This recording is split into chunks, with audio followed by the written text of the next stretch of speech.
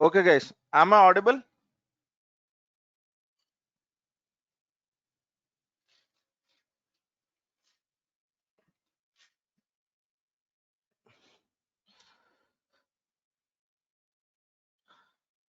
Wonderful. Right, right. So, yeah, let us wait for a couple of seconds for the people to join, and then we'll go through what is going to happen. We'll go through this demo, and then we'll try to understand what is that we are going to speak about in Azure.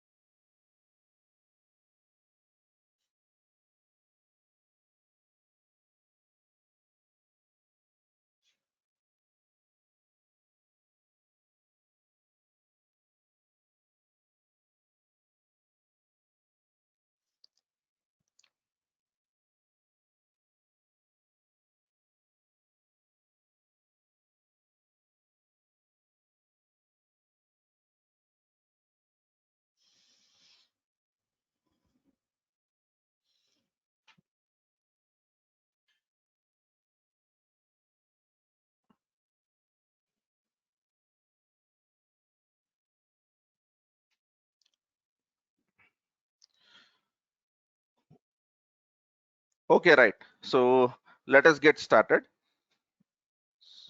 Let me open Notepad++ and then okay. So let us try to understand basically what we are going to deal over here. And I'm quite sure that is there anyone in this classroom who has not part of Cloud Essentials class, which we have been conducting for the last couple of weeks? Is there anyone who is new today? I see one hand. Uh, right, right. Yeah, Sunil. Okay, Sunil. So first thing is, I would recommend that you for the people who are not attending that Cloud Essential sessions, right? Not in a rush, but get those links from Satish, and then you can go through them. They are quite interesting ones. They are quite basic ones. Not knowing them will not harm you, but knowing them will definitely benefit you. So I would recommend that you take those videos from Quality Thought administration, which is qualitythought.in@gmail.com. If you just write it, you will get to know the stuff. Fine. Okay. Right.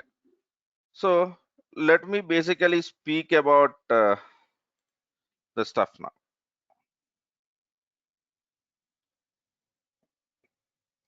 Azure. Okay. And we all are here so that we want to understand Azure so that we can get a job on that. So what is that it takes for us to know in Azure to secure a job? That is what generally what we learn about. But over here, there is a slight difference.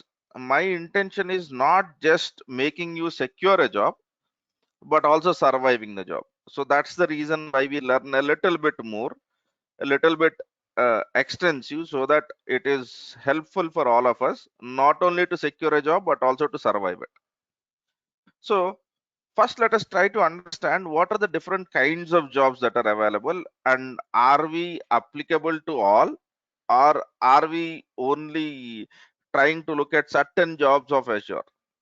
Okay. So let me start that from there, because that is where that is the reason why most of you join this course. Okay. So let me start with the prime objective. In Azure, generally we have a role which is called as Azure admin, and then we have a role which is Azure, I'll call it as a solutions architect. Okay. And then we have a role which is Azure developer. There can be specializations over here. Okay, right. So now Azure admin, Azure solutions architect, and Azure developer. Okay. So apart from there are specializations into these fields. There are, for examples, in Azure developer, you have a specialization like Azure ML developer, machine learning developer, right? You might have Azure IoT developer because Microsoft is doing very much good on IoT kind of stuff. Bro, we are not getting into these specifications. So our course is not about this. So am I clear on this? So our course will not speak about machine learnings. Our course will not speak about data engineerings. Our course will not get into the areas which are specializations. Okay, right. So let us try to understand what an Azure admin and what a solutions architect is. Okay, so let us assume that you own a company which is a travel based company who you sell tickets. You sell plane tickets or self drive cars, whatever it is. You have a travel organization, and now you have been running your own website in your own campus with admin sitting around there, and then you have been running the show. Now you don't want to do that. You don't want to do that. You want that stuff to be running on the cloud, and you want your dev team to focus on new applications rather than really about infrastructure.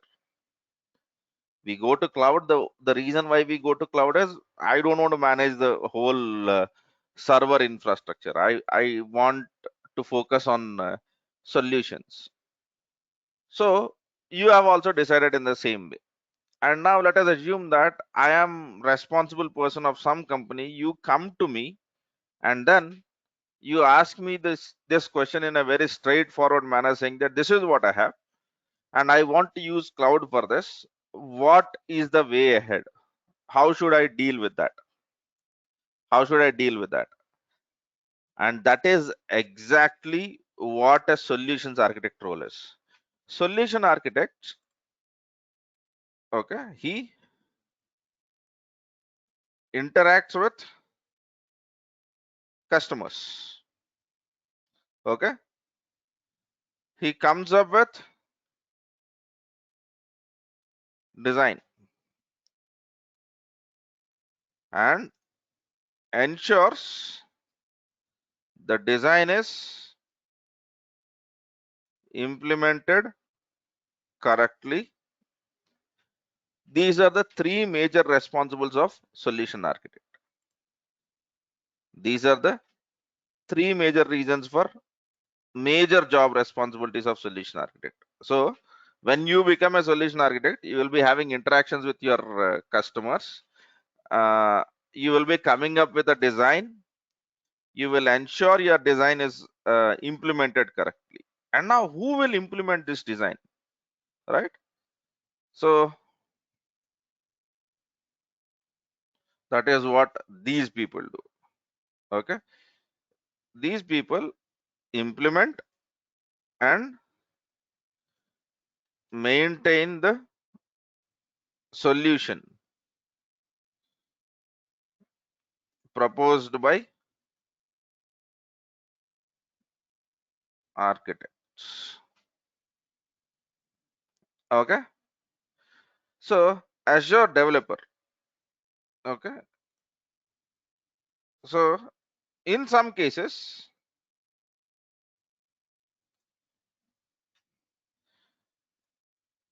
your application might need some changes. This is what these guys obviously do, right? Some custom solutions might be required which are not directly available.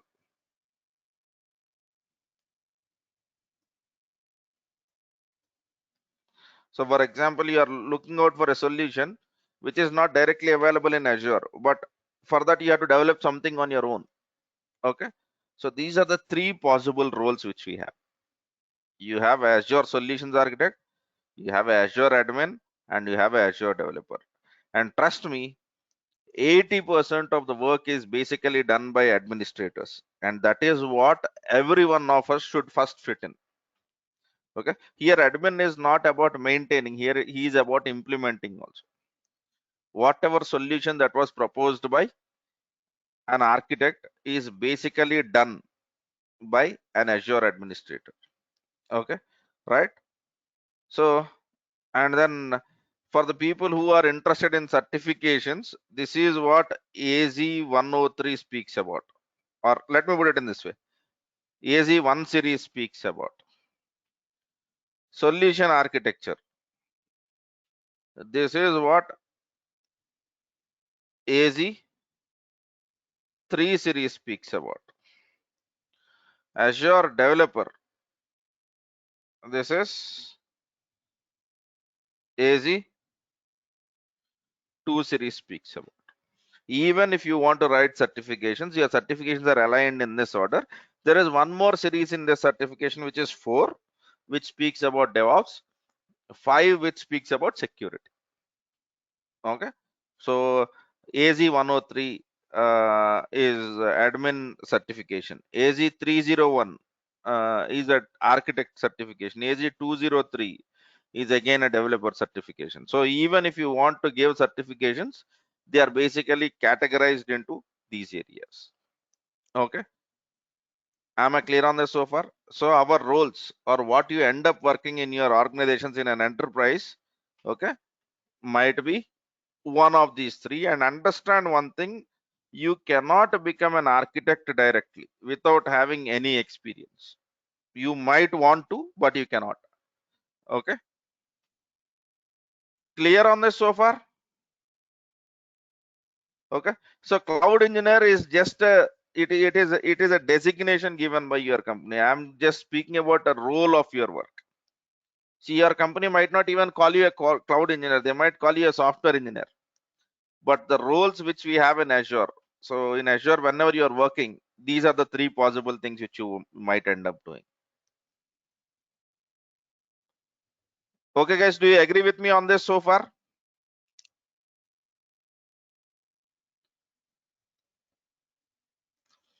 I need your feedback because unfortunately, right, I don't have anyone around me. Yeah, yeah. Okay. Thanks for that. All right. Okay then. So this is what it is. Now, yeah, let us try to basically understand what happens in a cloud and what is it all about. Okay. So let me quickly do something for you. Sorry.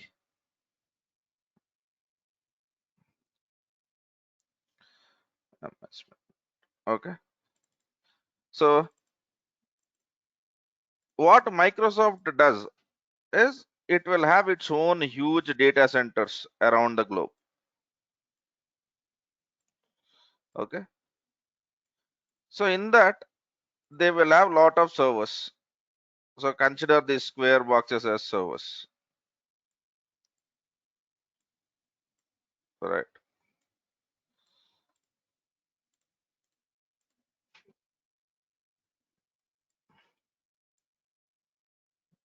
Okay. Right.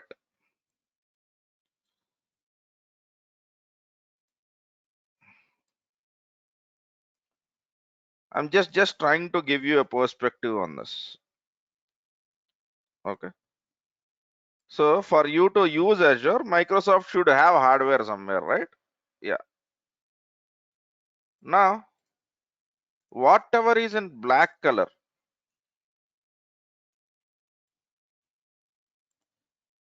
consider that as physical in nature. Okay.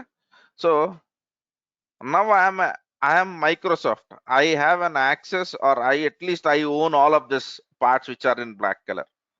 Okay. Right. Now, what is that we do on Azure?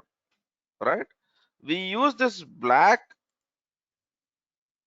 or physical infrastructure of Azure to create something on top of it. Okay, I'm just drawing few. Okay,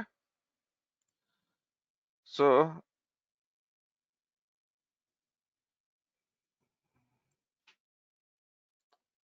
whatever is in blue is virtual.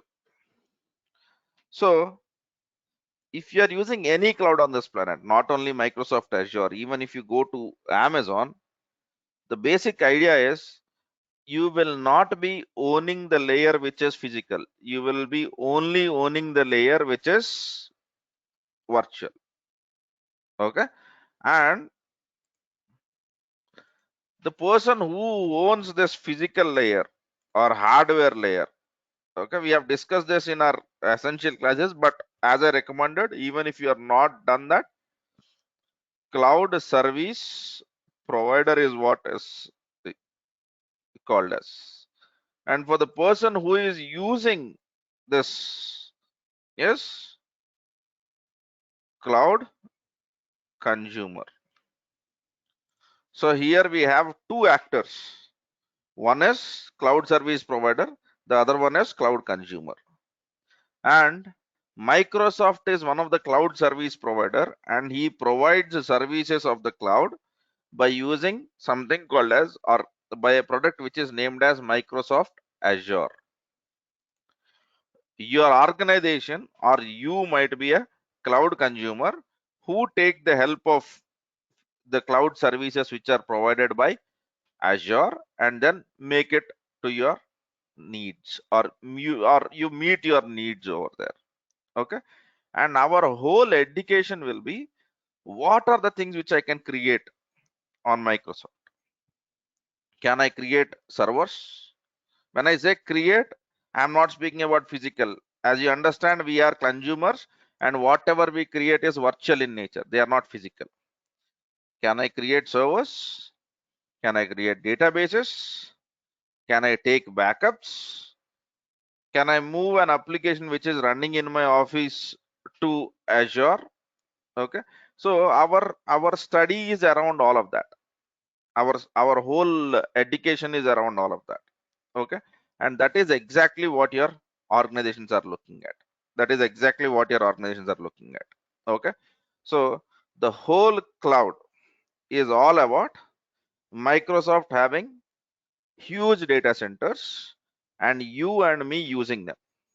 Okay, but we don't use them directly or physically, we use them virtually. Okay, so today what I would like to show you is I would like to define few more stuffs. So for that I'll basically open an interesting map. Right. Come on, man. Are you able to see this global map on the screen? Yeah. Clear or unclear, it is fine. Are you able to see it? Yes. Good. So over here, you are seeing these blue circles, right? These blue circles are all the places where Microsoft has that infrastructure. Where Microsoft has that infrastructure. So whenever you are using Azure, your Azure has a hell lot of servers, and those servers are present around these locations. Okay, and understand one thing. Okay, uh, let me do one thing. Let me use, yeah, sorry. I want to draw some annotations, so that's the reason why I'm doing this. Okay, hope I covered everything. Yeah, right. So now I'll take this image to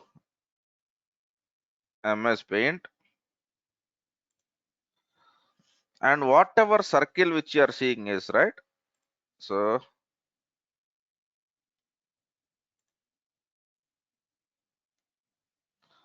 this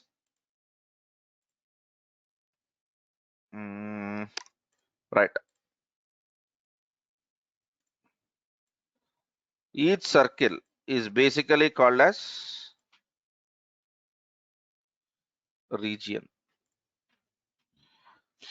So wherever Microsoft has this kind of infrastructure, they call it as region. Okay.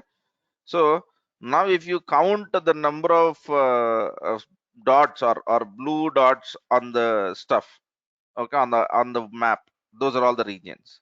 Okay. There are some of the stuffs over here which are circled in white colored dots. Yeah, those are the regions which are going to come very soon, but as of now they don't exist. Now if you see in India we have three regions. In India we have three regions. Those are the three places where Microsoft has huge data centers. Right.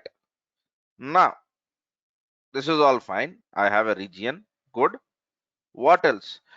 Why are the regions different? So if you see, I have this as one kind of a region, and are you seeing this? This is also region, but this region has something with white dot in it. Yes, are you able to see that? I have a blue circle over here. Here also I have a blue circle, but there is some white dot in it. Okay, so let me try to explain what that is. Microsoft has basically something called as region. Okay. So in this region, what they have is they have a huge data centers which are built. So here you might have loads and loads of servers into multiple buildings, right? So for example, huge campus with lots of servers in one or more buildings. This is what happens, right? And what basically Microsoft tries to do is it will always choose. Okay. If you look at a region is nothing but a location on the planet. So for example, in India, it has chosen three regions. If you basically look at them very closely, they are Chennai, Pune, and Mumbai. Right. In the same way, you go to any country on the planet, and if you look at it, a region is nothing but a geographical location where Microsoft has data centers. Right. So what Microsoft does is, let us assume that this is your country. This is a country. It will ensure that every country will have at least more than one region. At least more than one region. That is a Microsoft's way of doing the business. Microsoft will never choose a country with one region. General. It will always try to choose more than one. What is the reason for that? Let us assume that you are running your application over here. For some reason, this region is down. Okay. So what Microsoft tries to tell you is, to ensure that your application should run all the time, you can put it over here also. Okay. Then you might ask me a question, why in this region? Why not in a different country? So why don't I take a different country? Let us assume this blue one is a different country. The problem is, in some countries we have federal laws. So for example, you cannot take social security numbers of US and then try to run that application in India. It is not possible. US government will not allow you to do that. In the same way, European countries also will not allow you to basically take an application with customer data of their citizens and try to run it somewhere else. So that is a Microsoft's way of looking at it. So that's where what they do is, every country they try to at least create more than one region where you can use Microsoft Azure. But right, but there was one good practice which Amazon was following. What Amazon does is, Amazon also has a concept of region. They also have a region, but region is just a location for them. Region doesn't mean anything to them. In that region, what they do is they identify more than one location. They identify more than one location, and in these locations they have servers. So now you compare this with this. So in the case of Azure, what happens? We identify a region, and region will have directly huge campus. Region is a huge campus where you have lot of servers. But what Amazon does is it tries to tell that region, but region doesn't mean anything. In region, what they do is they find out more than one location. These locations, they call it as availability zones, but Microsoft calls it as zones. They call it as zones. And now your campus or your servers will be here.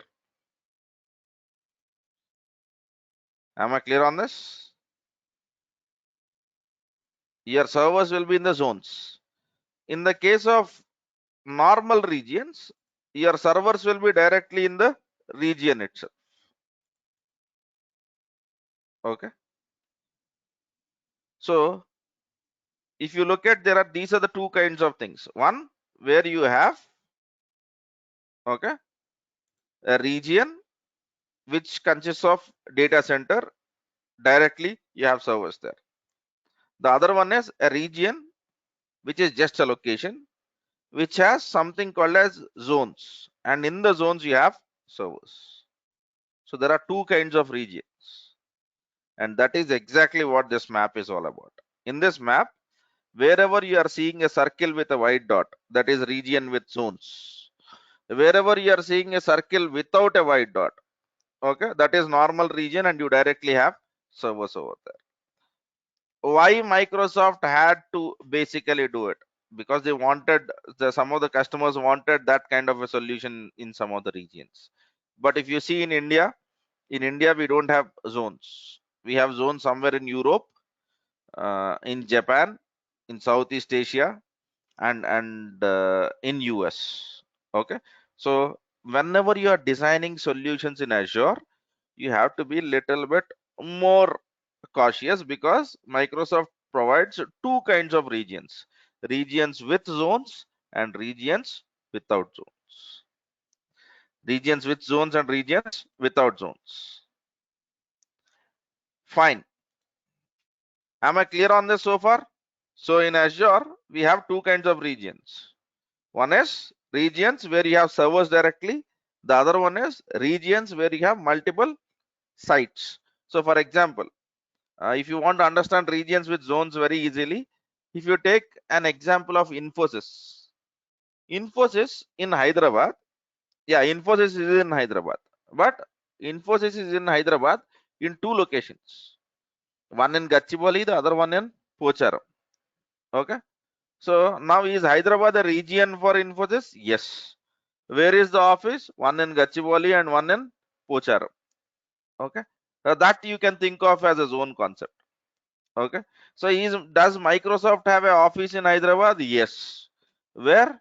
In Gachibowli. So in Hyderabad is a region for Microsoft. The answer is yes, but it has only one location. It has only one location. That's basically a difference, right? So this is how your region concept is basically done.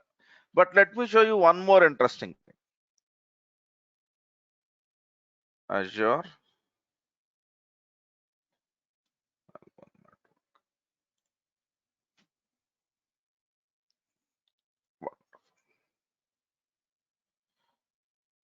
Fine.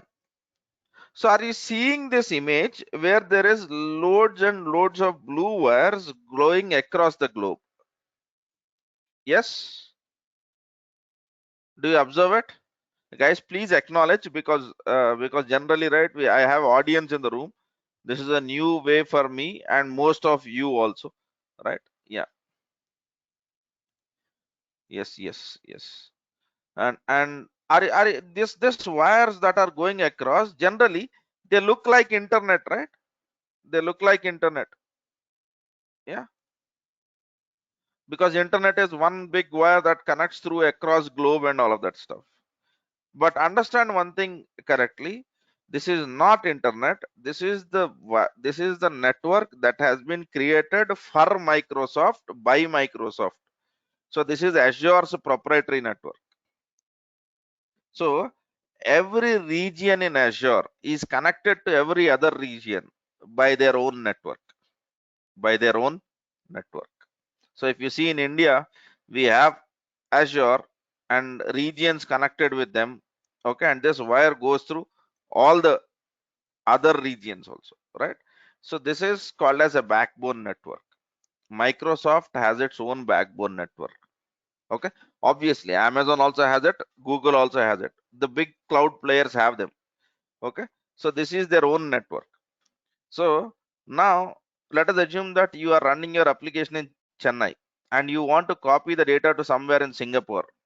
You are not using internet for that. You are using Microsoft's network for that, which is much faster than internet, which is much faster than internet because it is designed for Microsoft by Microsoft. Am I clear on this? So whenever you're working in Azure, you play around with you play around with your own network, your own network. Okay, am I clear on this? So this is something which Microsoft calls it as backbone network. Now if you see, I have defined two terms. I'll define two more and then I'll leave the discussion to you. Okay, terms. We have understood something called as regions, and in regions there are two kinds of regions. One is the casual normal region, the other one is region with zones, region with zones. And then we have spoken about network, and Azure has its own backbone network. What this backbone network does, it connects all the Azure regions. Okay, and there is something called as edge locations also. What these edge locations are, we'll worry about it at a later point of time. But for now, just this is basically what it is. Now I'll define two more terms, which is service, and the second one is resource. Okay, so now what is a service? Service is what Microsoft is offering.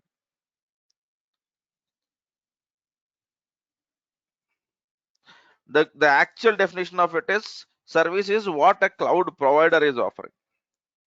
Okay, resource is what you create. So let me give you an example. Azure has a service called as Azure SQL. Azure SQL service. Now you have created SQL database using Azure SQL service. So if you see, Microsoft has Azure SQL service, which helps in creating databases. And basically, resource is something which you have created. So for example, resource is the database which you have created using the Azure SQL service. In the same way, Azure has Azure virtual machines, which helps in creating virtual machines. Now, the virtual machine which you have created by taking the help of Azure virtual machines is a resource. What cloud provider such as Microsoft or Amazon or Google offers, are basically called as services, and what you create is resources. Your companies are hiring you because you should have knowledge on what are the services that are available and what are the different options that services give me, so that I can create my resources which are cost effective and which help in basically running my applications over there, okay. So that is the whole journey of cloud. It is that simple, right?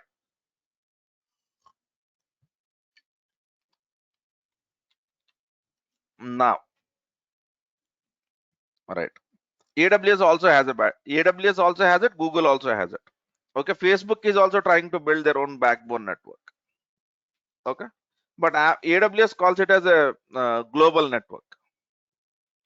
Fine, right. So now let me try to tell you how to use Azure as a customer, okay. So Azure can be used by using something called as portal. Portal is nothing but a website, and Azure can be used by using something called as CLI, command line interface, okay, from command line. So here Azure supports CLI and PowerShell. CLI works on any operating system. PowerShell also literally works on any operating system, but let me put it in that way that it is popular in Windows. And the third one is you can write code to use Azure, and this way is called as Azure SDK. So when I want to use Azure as a customer, what are the possible ways? I can use Azure from the website. Okay, they give me some URL, you log in into that URL and you start working from there. The second one is CLI. The third one is code. Okay, so I'll speak about all the three. Okay, but the third one expects that you know at least one language, but these two we will learn it for sure. Okay, everyone has to learn it for sure. There is no alternative, because if you are doing it only from the website, you can never automate. If you are not automating in these tough times, I think your job will become obsolete. So we have to know writing scripts, and if you don't know how to write the script now, we will at least learn it. But when you join your job, don't make an excuse saying that I don't know how to script. That is not going to work out. Clear on that? That is the first thing, okay. And now when it comes to our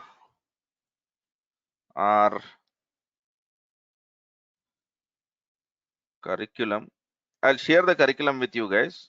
Most of you are on online, right? So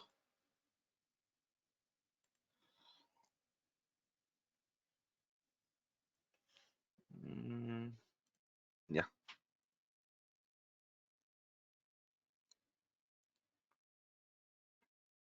right, wonderful. So I'm putting that in the chat, okay. So you can go through this course curriculum, okay. We are going to start our journey with virtual machines. And one more thing which I would recommend all of you people is, please ensure that if you have time, go through the cloud essentials, okay. Today I think you will, for the people who have registered to this mail, for the people who have joined, and if you already have the links, wonderful. If you don't have the links, right, Quality Thought will send you all the links of your cloud essential classes that have happened over the last couple of weeks, where we have spoken about some interesting things or some basic things about cloud. And I want all of us on the same common ground. I want all of us on the same common ground. Am I clear on this? Right. So what we'll do is, for this next 10 minutes, I will take your questions, right? So 1 minute. Is there any question? Right. So what I'll try to do is, let me do one thing. Generally, I don't do this, but today it's okay. Let me try to do it. I am unmuting all of you. Okay. Please ensure that you unmute yourself. Okay.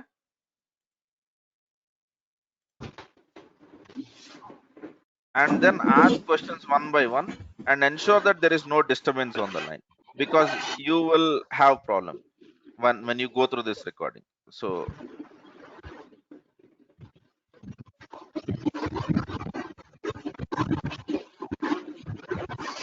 yes, Leonard, Pavan Yeluri. I think I'm just coming across, and now it's, see, if you are not speaking, please mute it.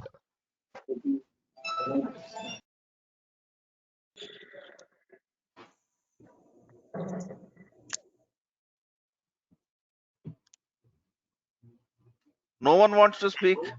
Yeah, hi. This is I Ram here. Yes, Ram, go ahead. When we, like in the last slide, you spoke about the coding terminology as well, right? So, what kind of Yes. coding experience we need to have? Because I basically work in an IT sort of stuff itself, but I work on an admin profile in a Hmm. security platform. Okay. So, frankly, I don't have any sort of coding experience. So, in Okay. case if we need to learn it mandatory, then Okay. probably can you I suggest got your what? I got your question, Ram. So actually, coding is not mandatory. I do agree that coding is not mandatory, but scripting is. Okay. So for the 60 days of your course, I don't expect any dev knowledge. But for the 15 days of my course, I'll be speaking also, because this course is about anyone, right? Also, developer can might want a career in the Azure, or whatever we are speaking about.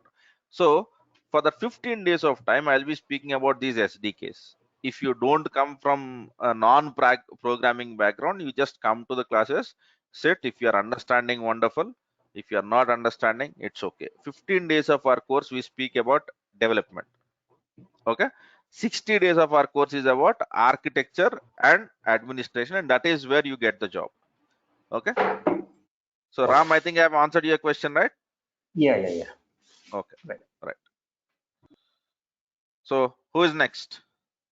I cannot answer all of your questions, but I'll try to make it as much as what I can do. Currently, I'm holding a Mac machine. Should I have Windows system for practice? Arun, I'll put it in this way. Mac machine will not stop you from practice, but actually, right, you will be getting recorded sessions of this class, which work only on Windows. So I would recommend that you have one Windows system with you. How can we get this cloud stuff? uh, Please, for the people who want any of the stuff, if you want to speak, you can just try to write a mail to qualitythought.in@gmail.com. Please try to write a mail to this. Okay. And you will get a reply of any administrative stuff which you need. Who is next? Mahbub, I think you have unmuted yourself. If you want, you can go ahead and speak. No. Yeah, actually, I want to tell Hmm. my project is implemented to DevOps only. But before going to DevOps, we should learn. Some of my friend or colleagues saying that one we should learn Azure or AWS. Is it Yes, yes. correct? The reason for that is, Mahbub, actually, many of the companies are now using a little bit of cloud, at least at a bare minimum, no matter whatever the company is. So whenever you are doing your DevOps activities, you should have, it is very good if you have an understanding of cloud. So what the general recommendation is, if you are learning DevOps, ensure that you know at least one cloud decently. Any cloud is fine. So it could be Azure, it could be AWS, it could be Google Cloud, right? But ensure that you know one cloud clearly. Okay. Right. That's But the basic background around it. Yeah, one small doubt. Yeah, what Yes. about PCF? PCF is not related to. PCF is a platform as a service, and if you come from admin background, it might not be a fit. If you come from dev backgrounds it speaks about directly deploying the code using build packs and all of that stuff, right? But if you look at the rate at which people use the clouds, you should always choose something where you have number of jobs, right? So on PCF you have little compared to others. Is there difference about AWS and PCF? Both are same or they're they're different. It's like I think that's the reason. Please, if you go through the cloud essential classes, I could have used the terms directly. One is Azure, in Azure or AWS or whatever it is, they provide infra as a service, they provide platform as a service, and they provide software as a service, whereas PCF is just platform as a service. Okay, if you want to have a better understanding of this, please go through the 2 week sessions which have happened and just go through them. There is no need for you to buy hat or whatever it is. It hardly takes 4 to 5 hours for you, and then I think we can have a better discussion. thank you. Okay, yeah. So let me put it in this way. I'm quite sure that you might have seen the in electronics lab. You might have seen breadboard and on breadboard people put transistors and all of that.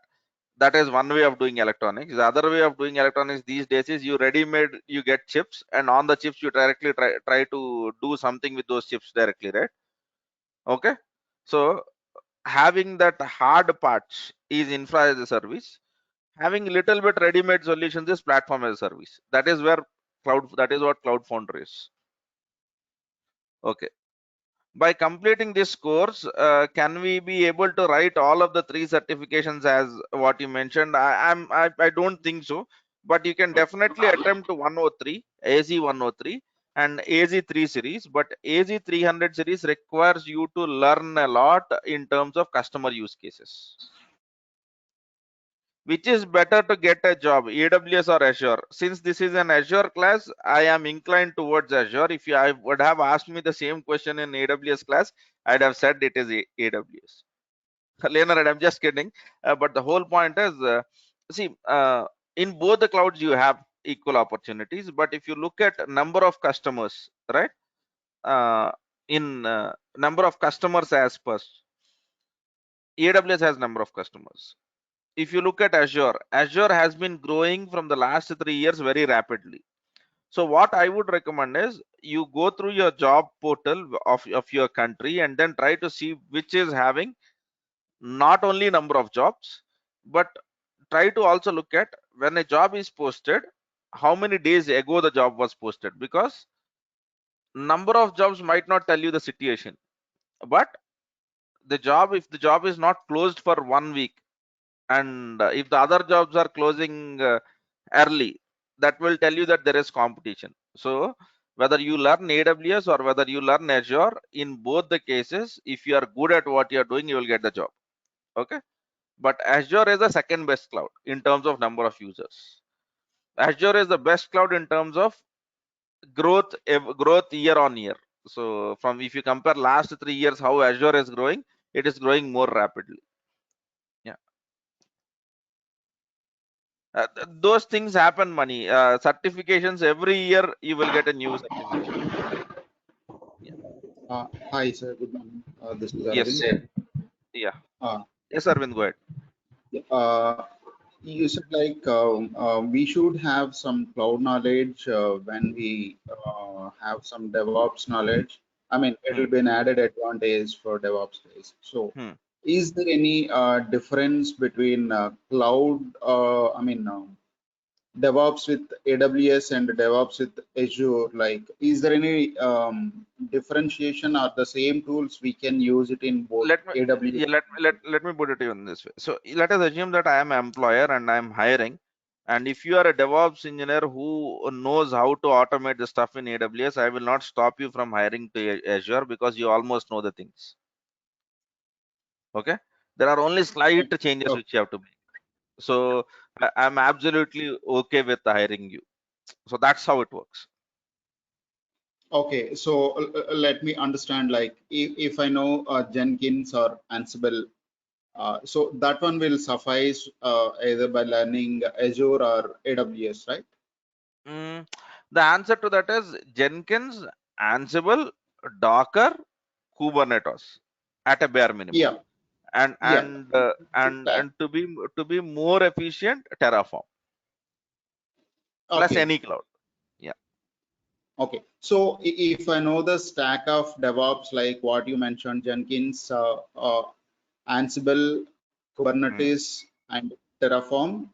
If I mm. know the stack of DevOps tools, so with Yeah. either Azure or AWS AWS. or Oracle Cloud or Pivotal Cloud Foundry, or you take any, you name any cloud on the planet, you can survive.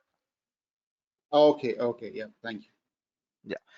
Uh, so Pavani has asked me a question. What you people mentioned in the curriculum will all the topics will cover?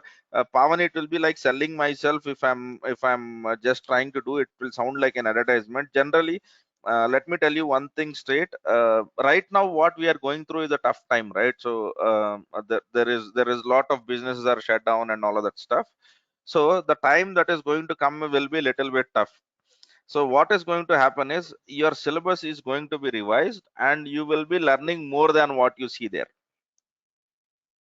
You will be learning more than what you see there. So I'm working on that right now to be very clear on what we are trying to do. So you might be learning more than what is present in the curriculum, right?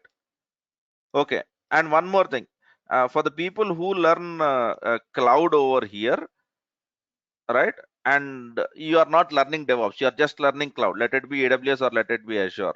It is mandatory for you to attend when Jenkins is happening and when Docker is happening. Okay. So this is something which is actually, if you look at it, it is like a free course. Just because you have joined this, we are giving you that. No, that's not what I want you to think in. I want you to think in a way such that whenever I join AWS or only Azure in quality thought, I have to attend Jenkins classes as well as Docker classes. Because for the people who don't have time to attend DevOps, at least you can speak about these two things. At least. Okay. And yes, sir, I'm coming to our class timings. Okay. So let me go to Notepad++ and Azure classes. Our Azure classes will be every day from 6:30 a.m. to 7:30 a.m. IST. Right? This is from Monday to Friday. That means every weekday. Okay. So on Saturday, we'll have, right, from 7 to 10 a.m. we will have foundation classes. Foundation classes is, I am quite sure that for learning Azure or whatever it is, we know a little bit, we need to know a little bit of networking, we need to know some storage basics, we need to know a lot of that stuff. So that will be foundation class for you, right? And Sunday, from Sunday, I want to be little bit lazy. So 7:30 to 7 to 8:30 a.m. we will have Azure class. So this is a general schedule. Okay. But for these 2 weeks, please be flexible because I think you know the shutdown, there are a lot of things happening and all of that stuff. But this is generally our class timings for Azure. So you will have Azure plus you will have foundation classes, right? So I will basically also give you what are the DevOps class timings when Jenkins starts. But right now Jenkins is not starting, so you need not be worried. This is going to be your class timings.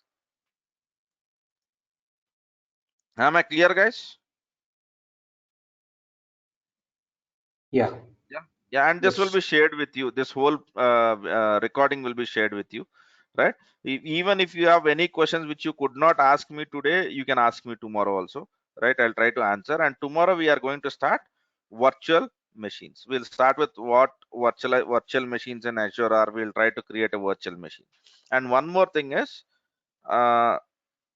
there is a website which is called as directdevops.blog. This is a blog which is written by me. This is my website, and every day whatever notes which I give or whatever notes which I do in the classroom will be present over here. Are you seeing Azure Classroom Notes?